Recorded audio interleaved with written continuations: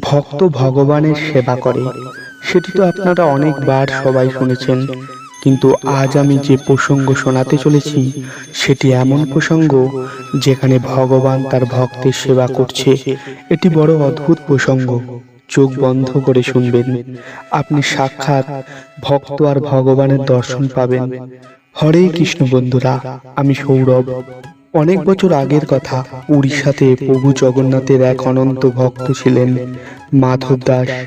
মাধব দাস প্রভু জগন্নাথকে খুব ভালোবাসতেন। প্রভু জগন্নাথের সঙ্গে কথা বলতেন, প্রভু জগন্নাথও তার সঙ্গে কথা বলতেন। মাধব দাসের সঙ্গে লীলা করতেন। শুধু প্রভু জগন্নাথ আর মাধব দাস, এটাই তার জীবন ছিল। মাধবের জীবনে আর কেউ ছিল না, শুধু প্রভু জগন্নাথ। সারা দিন, প্রতিটি মুহূর্ত, সকাল সন্ধ্যা, সব সময় শুধু আমার প্রভু জগন্নাথ, আমার ঈশ্বর, আমার ঠাকুর, আমার কানা, আমার মাধব, আমার সব কিছু। তার সঙ্গে কথা বলতেন, প্রভু জগন্নাথের সঙ্গে খেলতেন, তাকে মাখন ভোগ নিবেদন করতেন। প্রভু সারাদিন সেবা করতেন, পোশাক পরিবর্তন করতেন। পুরো জীবন কেটে যায় ভগবানের সেবা করতে করতে। মাধব দাসের বয়স হয়ে যায়, এখন তার শরীর সাথ দেয় না। তার শরীর সাথ দেয়া বন্ধ করে দেয়, শরীর খারাপ হতে লাগে। একদিন তার শরীর খুব খারাপ হয়ে যায়।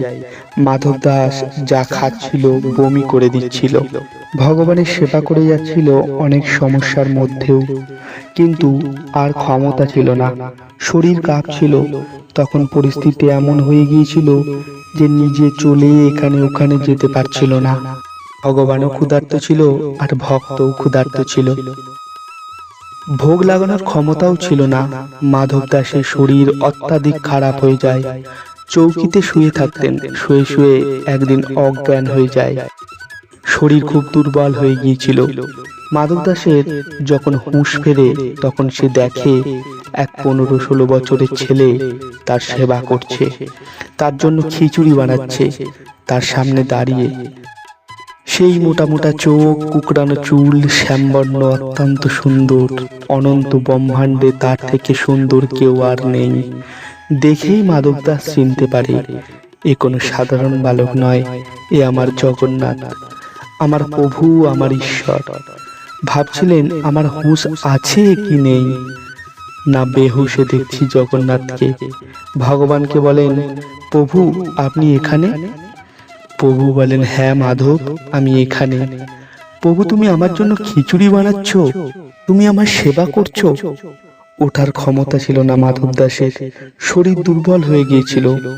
প্রভু বলেন, হ্যাঁ মাধব, সারা জীবন তুমি আমার সেবা করেছো, তাই আমি তোমার সেবা করতে এসেছি। তুমি যতটা আমাকে ভালোবাসো ততটাই আমি তোমাকে ভালোবাসি। তুমি সবসময় আমার সেবা দিয়েছো, আমার পোশাকের খেয়াল রেখেছো। এখন তুমি অসহায়, তুমি আমার সেবা করতে পারবে না, তাই আমিও তোমার খাওয়া দাওয়া, তোমার পোশাক, সমস্ত কিছুর খেয়াল রাখবো। তুমি নিশ্চিন্ত থেকো, আমি তোমাকে ভোজন বানিয়ে খাওয়াবো, আমি তোমার চরণ সেবা করব।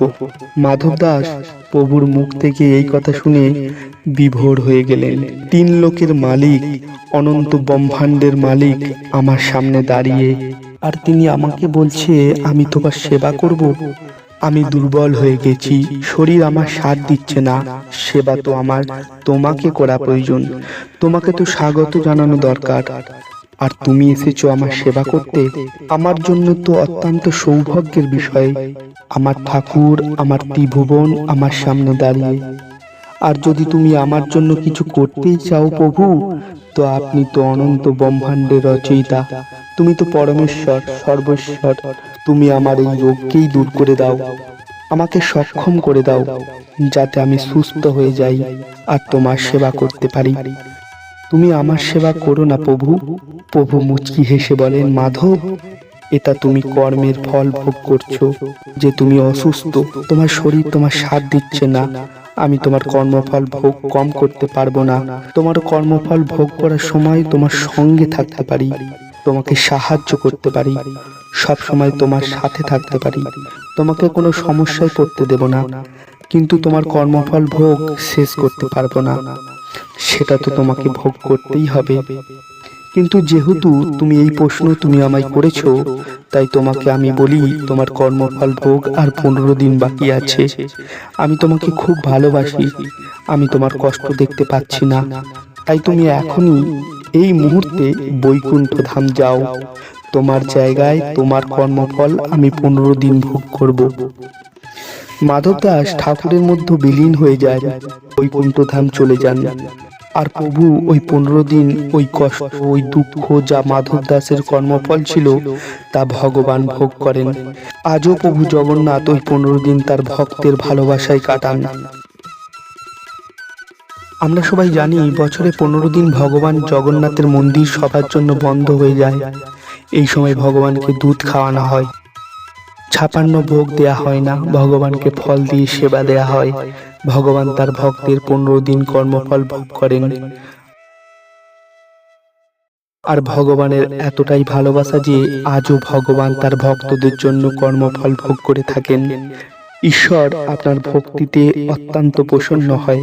যা কর্ম আপনি করেছেন তার ফল তো আপনাকে ভুগতেই হবে, কিন্তু যদি আপনি ঈশ্বরের ওপর ভক্তিতে বিলীন হয়ে থাকেন, প্রভুকে ভালোবাসেন, তার ওপর বিশ্বাস রাখেন, জীবনকে সমর্পণ করেন, ভালো কর্ম করেন, তো বিশ্বাস করুন আপনার দুঃখের সময় স্বয়ং ভগবান ঈশ্বর আপনার সাথে থাকবে। তখন দুঃখ দুঃখের মতো লাগবে না। সমস্যা যতই বড় হোক না কেন, ওই সময় হাসতে হাসতে কেটে যাবে, কেননা ওই সময়ে ঈশ্বর স্বয়ং আপনার সাথে থাকেন। যখন ঈশ্বরের ওপর আপনার সম্পূর্ণ বিশ্বাস থাকে, তখন সংকটের সময় আপনি এমন ব্যবস্থা হয়ে যায়, চারিদিক থেকে লোক আসে যারা আপনাকে সাহায্য করার জন্য। ওইসব লোক ভগবানের আদেশে আসেন, ভগবান তাদের মনে বসে আপনাকে সাহায্য করতে আসে।